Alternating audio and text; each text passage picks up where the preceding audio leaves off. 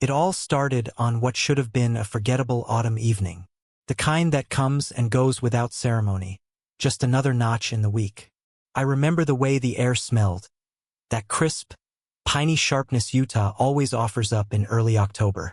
I had closed the center a little early that day. Business was slow, and honestly I just wasn't in the mood to stick around.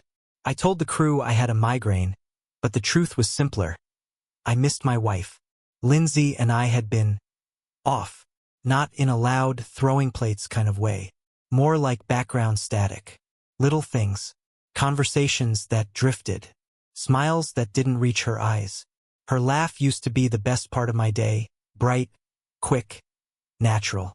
But lately even that had changed. Softer, filtered, like she was saving the real version for someone else. I thought maybe it was the stress. She had started talking about getting involved in our business more, something she'd never cared about in the past. Said she wanted to understand the financial structure, asked about our investors, our assets.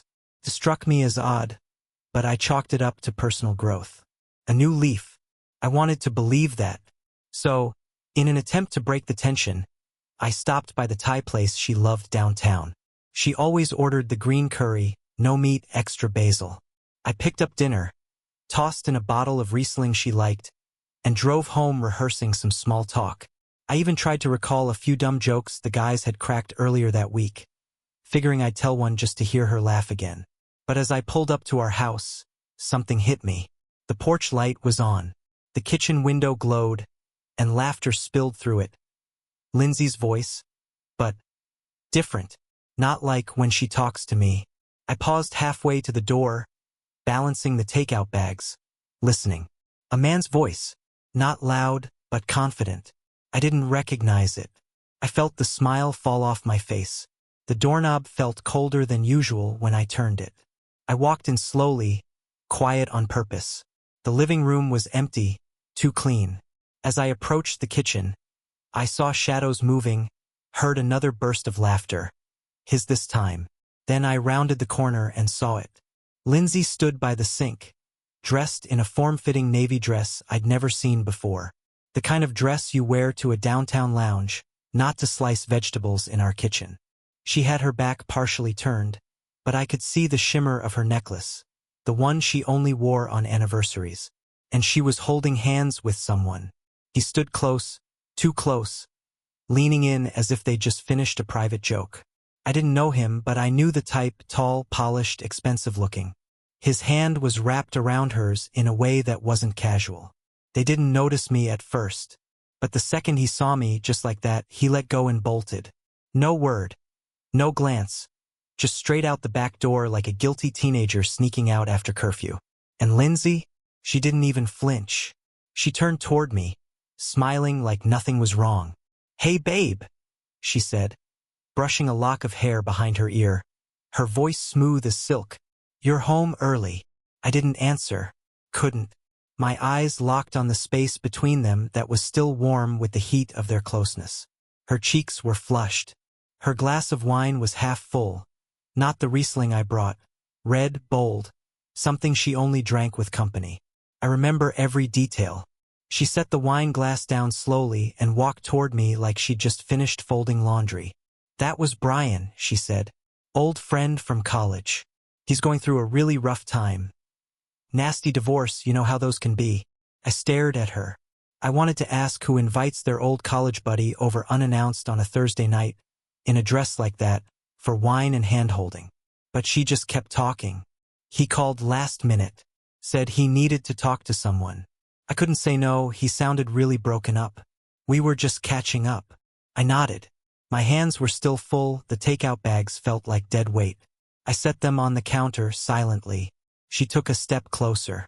"Jason," she said gently, as if I was the one who needed comforting. "It was nothing, just talking." Her tone was what got me. Calm, flat, almost rehearsed. I didn't accuse her, didn't shout. Something about the way she said, "just talking," made it all feel worse than if she'd confessed on the spot. It was too clean, too prepared. I didn't even get the chance to react because she gave me no room to. I looked down and noticed her hand. Still warm, still tingling from his touch, I imagined. I wanted to believe her. God, I wanted to believe her. But something in her eyes, the total lack of guilt, made my stomach twist. This wasn't shock. This wasn't embarrassment. This was choreographed. I forced myself to speak. He seemed in a hurry to leave. Lindsay gave a short, humorless laugh. Yeah, he's embarrassed. You know how men are. Gets emotional, then regrets opening up. It's a guy thing, right? I didn't answer. My mouth felt dry. I grabbed a glass and filled it with tap water just to keep my hands busy. She stepped back, leaned against the counter like we were about to talk about bills or grocery lists. Sorry if it caught you off guard. I would have said something, but it all happened so fast. I didn't think it was a big deal. I sipped my water and nodded, not because I agreed, but because I didn't trust myself to say what I was really thinking. After a few minutes of awkward silence, I went upstairs without touching the food. She didn't follow. That night, I lay awake listening to the shower run downstairs. She always showered before bed, but this time it was different. Longer. Meticulous. Like she was washing something off. I couldn't stop thinking about her laugh. The dress. The wine. The way he left. And her face too calm. It was the kind of calm that tells you everything you need to know even if no one said a word. I didn't sleep that night. Not a wink. I lay in bed staring at the ceiling, trying to replay everything I'd seen, everything she said. Every time I closed my eyes, I saw them. Her hand in his. His eyes darting toward me before he vanished like smoke. Her calm, her dress, the way her wine glass rested on the counter like they'd just toasted something. By morning, the takeout was still untouched in the fridge, and Lindsay was acting like nothing had happened. She kissed my cheek on her way out the door, said she had a meeting with investors in the city, and reminded me to water the indoor plants. I stood there, mug in hand, watching her leave in a way I never had before. With suspicion. And that was new. I'd never had a reason not to trust her. Not once in 22 years. But now everything felt contaminated. That phrase, meeting with investors, rattled in my head. It was the third time in the last 2 weeks she'd used it. I'd been too wrapped up in work to ask questions the first couple of times, but suddenly it was impossible to ignore. Lindsay had never cared about the business. I mean, she supported it in that surface level, you're doing great, honey kind of way. But spreadsheets and revenue charts? She didn't even ask how our season was going, let alone request meetings with investors. So what changed? The shift had started subtly. She began dressing differently, more city chic, less outdoorsy mom. Her makeup got heavier. She stopped tying her hair back in those loose ponytails she'd always worn when we built the business. I told myself it was just a phase, maybe a confidence boost. But now I wasn't so sure. Was she trying to impress someone? And her phone. God. That phone became a brick wall between us. Always face down, even during dinner. She started turning off notifications. Then deleting entire message threads. One time I asked, and she said she was clearing storage. The lies were simple. And effective. Then there were the showers. She used to shower before bed like clockwork. But lately? It was every time she got home from the city before she'd even say hello. Like she was wiping something clean before I could smell it on her. I thought it was paranoia. Maybe she just liked being fresh. But one night, I found a new perfume bottle in her car wedged between the seats. Not the light, floral scent she usually wore, but something deeper, muskier. Spicy. She said it was a gift from a client. That she didn't even like it. But then why was the bottle almost half empty? And the final straw, the one that tied it all together, was a conversation we had 2 weeks before that kitchen scene. It came out of nowhere. She was staring at the fireplace, sipping tea like she was warming up for something difficult. I've been thinking about space, she said. Like personal space. I feel like I've lost touch with myself a little. I furrowed my brow. What do you mean? I think it would be good for us to try living separately for a while. Not forever. Just time to reflect. I didn't know what to say. We'd had tiffs before, sure. But this wasn't about fighting. This was strategic. She was laying the groundwork for something. Something bigger than space. I remember stammering through a confused response. She reassured me, said it wasn't about me, that she just needed to rebalance her identity. The words were vague, but the meaning was clear. She wanted out, but she didn't want to say it yet. Not while she was still building the exit ramp. At the time, I chalked it up to a midlife crisis. People change, right? Maybe she just needed to find herself. But now? Now I saw it differently. She was preparing me for her disappearance. Every odd behavior, every dismissive laugh, every quiet withdrawal, they weren't isolated. They were signals, blinking red the whole time. I had just been too trusting to notice. That next weekend, I started looking closer. She said she was meeting with a new investor Saturday morning, a woman from San Francisco named Rachel. She even showed me a fake LinkedIn profile. I played dumb, nodded, told her to give Rachel my regards. As soon as she left, I jotted down the plate number of the rental she was using. She had said her car needed new tires, but it was fine. She just didn't want me tracking her usual routes. I followed her for 10 minutes before I chickened out and turned back. My stomach twisted the entire way home. I wasn't ready yet, not for what I'd find. So instead, I started small. Her laptop was still linked to our home Wi-Fi. She used it less than her phone, but it was enough. She had started clearing her browser history, which was odd, because Lindsay barely knew how to clear cache, let alone erase entire sessions. But one thing she missed, her downloads folder. And in it, a PDF receipt for a weekend spa package in Park City. The date matched one of her supposed investor trips. 2 guests. King Suite. That was when the denial finally cracked. This wasn't emotional distance. This wasn't confusion. This was cheating. And worse, deliberate, organized cheating. With scripts. With cover stories.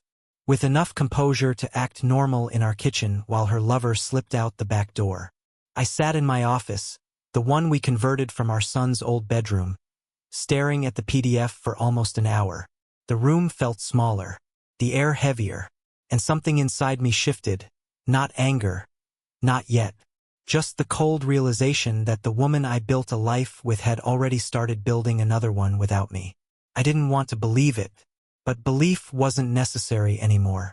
The details were stacking. Her behavior wasn't a cry for help. It was a blueprint, a strategy. She wasn't drifting away. She was moving on. And she had a head start. The worst part wasn't the suspicion, it was the in-between. The weeks where your gut is screaming the truth, but your heart begs for a lie. Where every moment feels like you're gaslighting yourself. You ask questions you already know the answers to, just to hear something that'll let you sleep at night. But I was done sleeping. I decided to act. The morning after I found the spa receipt, I sat in my office and stared at the picture of our wedding on the bookshelf. I remember that day like it was yesterday. Lindsay wore this simple ivory dress that barely brushed the ground, and she smiled like she had everything she ever wanted. So did I, and maybe we did for a while. But that photo, that was a ghost now. A relic of a promise she'd quietly walked away from while I was still holding on. I started with her laptop.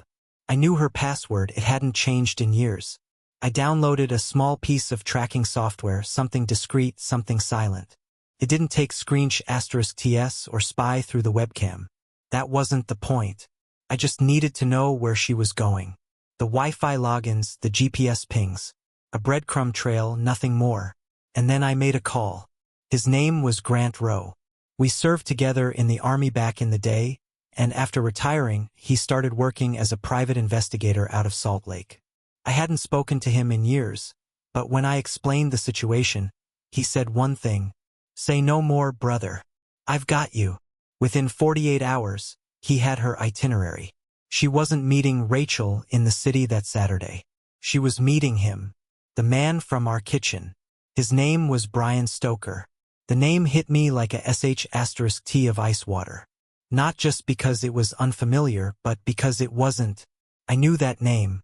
A few years back, Brian tried to partner with our center, wanted to funnel his wealthy clients into our adventure packages. He came off slick, too slick. Always talking over people. Always throwing around phrases like branding synergy and mutual leverage. I didn't trust him. I passed on the offer. Politely but firmly. He didn't take it well.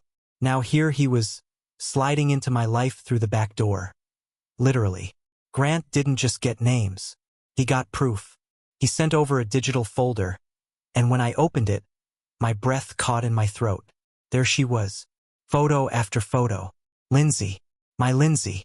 Sitting at a rooftop bar with Brian, leaning close, laughing.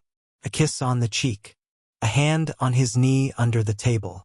The timestamp showed it was the same night she told me she was staying late at a yoga studio to help with fundraising logistics. The kind of phrase no one uses unless they're making something up on the spot. Another picture, this one in a hotel room. The door opened just wide enough to capture her standing at the minibar in nothing but one of those white robes. He was behind her, holding a glass. Her hand rested on his chest like it belonged there. I dropped the tablet on the desk and walked outside. The cold air bit into me, but it didn't matter. I stood there in the gravel, staring up at the sky, wondering how I'd missed this, how I let this happen. How the woman I trusted with my whole world was building a secret one with a man I once refused to do business with. The betrayal wasn't just emotional. It was strategic, calculated. She didn't just stumble into this affair. She planned it. She repurposed old excuses. She used my loyalty, my schedule, my trust all as cover for her second life. And worst of all, she was good at it. Too good. The lies were precise, polished, like she'd rehearsed them until they didn't even sound like lies anymore. Grant's report included a lot more than photos. He found receipts, credit card statements, reservations under aliases. She'd used a secondary email to book hotels, paid with gift cards she bought in cash. I used to think she was just bad with money. Turns out she was just funding an entirely separate relationship. She had 2 phone numbers, 2 sets of contacts, a backup cloud storage I didn't even know existed. I opened it, heart pounding.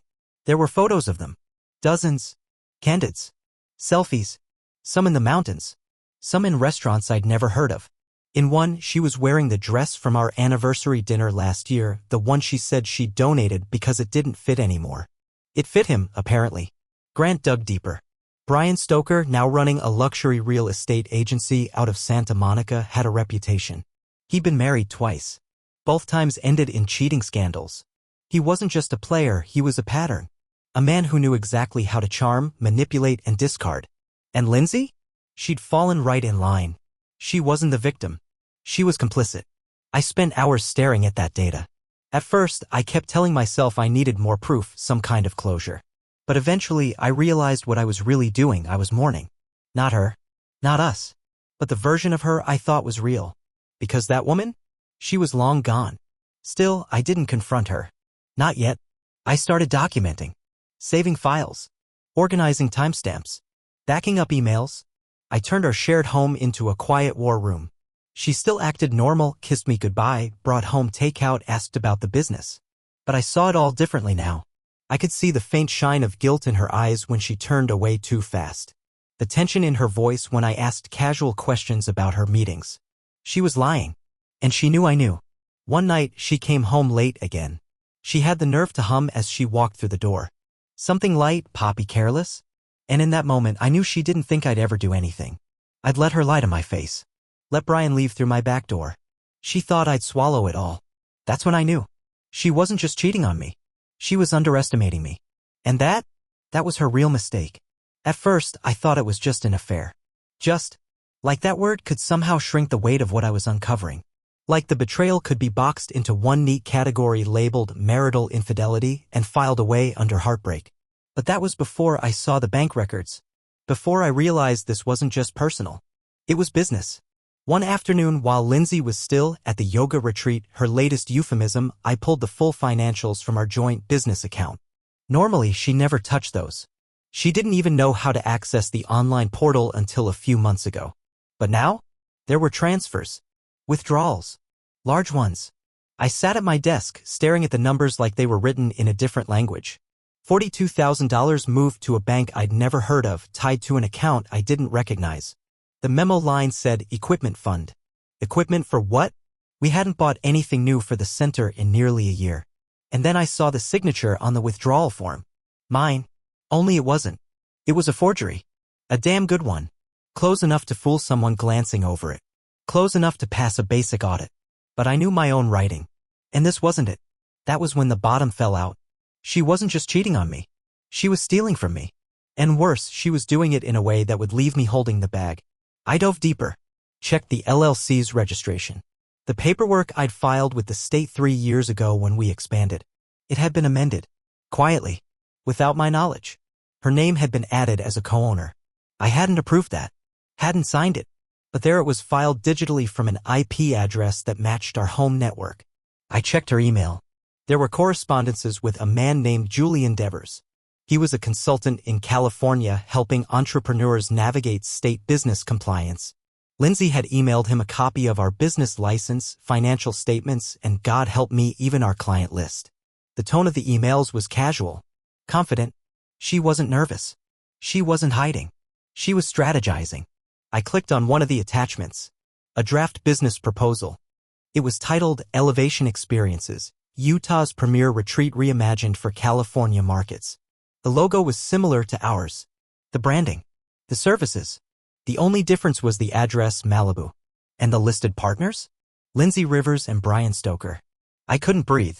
She was replicating our business. Not improving it. Not expanding it. Copying it. Transplanting it. Replacing it. With him. I felt like the room was spinning. Like the floor had vanished beneath me. All the years, all the sweat, all the sleepless nights building this thing from the ground up, and she was taking it. Piece by piece. With someone who didn't even belong in this world. Brian wasn't an adventurer. He didn't care about nature or connection or healing. He cared about luxury, margins, and image. And she'd chosen him. I started cross-referencing delivery records. Strange packages had been arriving at our house for weeks, most of which she intercepted before I could open them. One was labeled studio lighting. Another was spa inventory. A shipment of eucalyptus-scented oils showed up one day and she claimed they were a gift from a friend. She was gathering supplies for a business I hadn't agreed to. A life I wasn't invited to. The worst part? She was still smiling through it all. Still calling me babe. Still leaving sticky notes on the fridge reminding me to buy almond milk. Still asking how the bookings were looking for the winter season, like we were a team. Like we were still us. But we weren't. We hadn't been for months. She was playing house while plotting her escape. That night I went through her garage. Found a box she had tucked away behind the snow gear. Inside were files. Receipts. Business cards from California property agents. Printouts of rental agreements. One was for a loft apartment in Santa Monica under the name Elaine Braver, an alias she was using. It listed her real birth date but a fake name. A fake job. She'd written life consultant next to it. I found an envelope of photos tucked between the papers. Her and Brian standing outside a modern studio with "Coming Soon" on the window. She was holding a clipboard. He had his arm around her waist.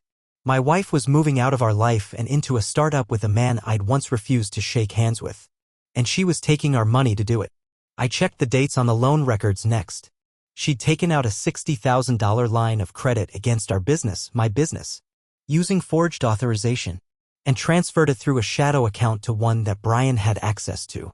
She wasn't just breaking vows. She was committing fraud. I stared at the documents, trying to figure out when she had become this person. This version of Lindsay, calculated, secretive, brazen, it didn't match the woman I married. Not even close. But it had to be her. She'd left a trail of digital fingerprints. Emails. Transfers. Signatures. Phone calls logged at odd hours. Hotel bookings made during our anniversary week. It wasn't a mistake. It wasn't confusion. It was betrayal on every level. I checked the calendar. She was scheduled to leave for a yoga retreat that weekend. She told me it was something spiritual, something cleansing. Said she needed space to heal from the emotional weight of things. That was the final lie. I knew exactly where she was going. Grant had already tracked the itinerary. A 3-night stay at a private cliffside property in Big Sur. And Brian was registered under the guest list too, using his own name this time. They weren't hiding anymore. Not really. They thought I was passive. They thought I was still guessing. But I wasn't. I knew everything. And I had a choice. Let her go quietly, let her take half our life and start fresh with someone who didn't earn it. Or burn the whole thing down clean, cold, and legal. I chose the latter. But I wasn't going to yell. I wasn't going to scream. I was going to show her what a real plan looked like. The thing about betrayal, once you stop bleeding, you start thinking. And once I started thinking, I couldn't stop. I didn't want revenge. Not in the traditional sense. I wasn't interested in screaming matches or public humiliation or some TV movie breakdown where I throw her clothes onto the lawn. That's not me. That's not who I am. I wanted the truth. Out in the open. No spin. No spiritual retreats or business visions or needing space. I wanted her to see what she had done. I wanted her to see herself through the eyes of the people who loved her most. And so I made a plan. The first person I called was Marcus Hastings. We'd served together in Iraq. He was my captain and later became a corporate attorney. Smart. Brutal in a courtroom. He owed me a favor. When I told him what Lindsay had done, about the forged documents, the siphoned money, the false identity, he didn't even hesitate. Send me everything, he said. We're going to make her choke on her own paper trail. I spent the next 2 days organizing every file. I labeled folders: bank fraud, property theft, affair timeline, business duplication. Marcus said if we moved quickly, we could block her from accessing any more funds. Freeze her out before she fled. Next, I called Margaret, Lindsay's mother. I don't know what I expected. Shock, maybe? Denial. But she didn't flinch when I told her. Just listened. Quiet. Still.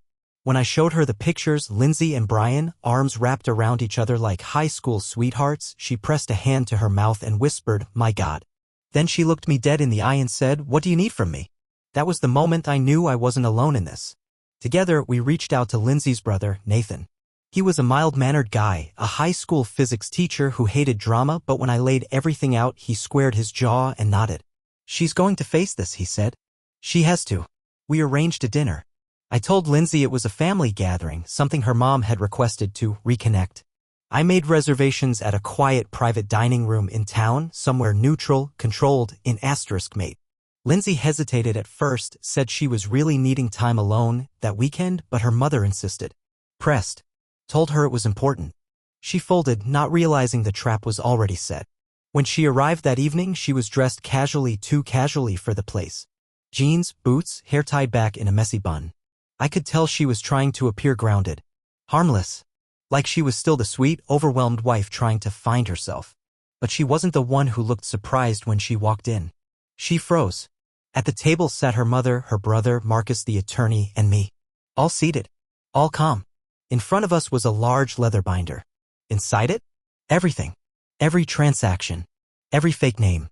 Every photo. Every forged document with my falsified signature. Lindsay didn't move. She glanced at me, then her mother, then Marcus. She tried to smile, but it came out crooked. "What is this?" she asked, her voice too light. I didn't say a word. Her mother did. "Sit down, Lindsay." She hesitated. "Now," Margaret added, her tone like steel. Lindsay sat. Marcus opened the binder. "This," he said, "is a comprehensive record of every fraudulent action you've committed in the past 6 months. Forgery, embezzlement, identity manipulation. And if you don't believe me, we have an audio recording of you confirming Brian's access to Jason's accounts. You didn't know your phone was backed up automatically." Lindsay's face drained of color. Nathan leaned in, staring at her like she was a stranger. "Why, Lindsay? Why would you do this? To your own family?" She swallowed hard. "You don't understand." Her mother snapped, "Make us understand. Because from where I'm sitting, you sold out your husband and stole from the business your father helped Jason start.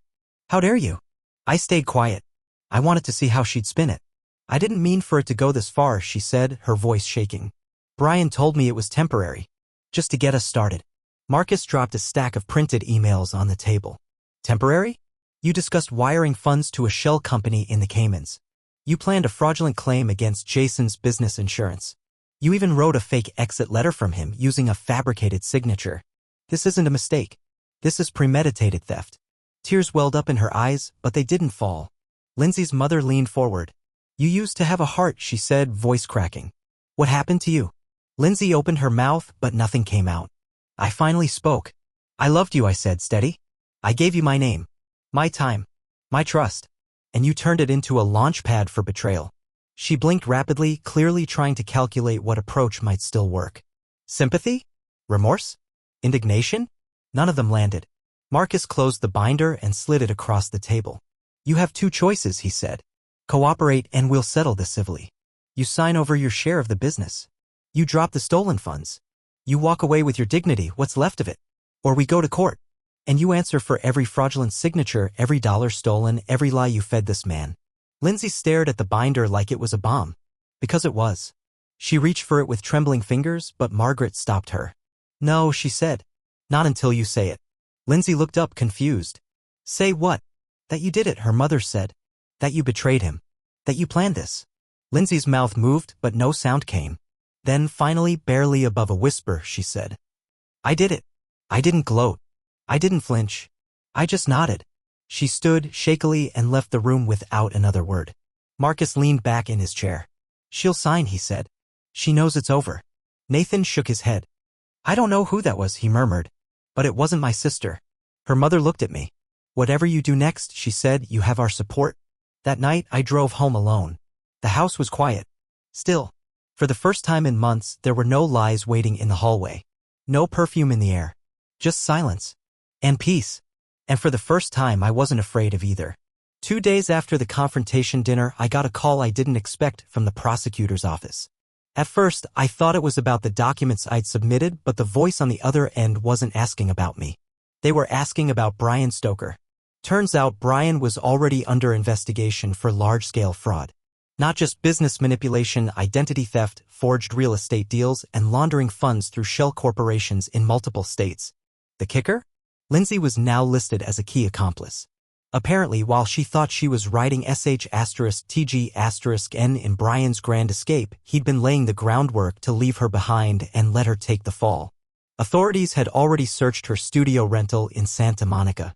They found burner phones, fake IDs, and envelopes of unreported cash. In the closet? A bag packed and ready to go. Her yoga retreat wasn't a break, it was a test run. That hurt more than I expected. Not just because of her betrayal, but because she was being used too and she let herself be. Even now, with everything crashing down, she still didn't see it. When I visited her one last time, at her mother's request, she didn't cry, didn't apologize. She looked tired, but defiant. "You just never got it," she told me flatly. Brian made me feel alive. Like I was part of something bigger. "You were comfortable, Jason. Predictable." I didn't argue. I just looked her in the eye and said, "You mistook ambition for meaning. And now you've got neither." Then I walked out. Didn't slam the door. Didn't look back. Just left. A year passed. I renamed the business. Not out of shame, but to start fresh. New logo. New mission. High Ground Consulting. We still ran outdoor retreats, but now we specialized in one thing: helping small business owners protect themselves from manipulation, theft, and partnership fraud. The story caught on. I gave a talk at a small business conference in Salt Lake just to get it off my chest. But the video went viral. Suddenly I was being invited to speak across the country. Not as a victim, but as a survivor. As someone who learned, rebuilt, and refused to be defined by someone else's lies. Lindsay's mom now runs our community outreach arm. Her brother works with our legal protection branch. The irony isn't lost on me, but they became part of my healing. They showed me not all family ties break when things go bad. As for Lindsay, she served a reduced sentence after cooperating with the investigation. I haven't heard from her since. And I don't want to. I don't need revenge. I've got something better. A life I built myself. On solid ground. Finally.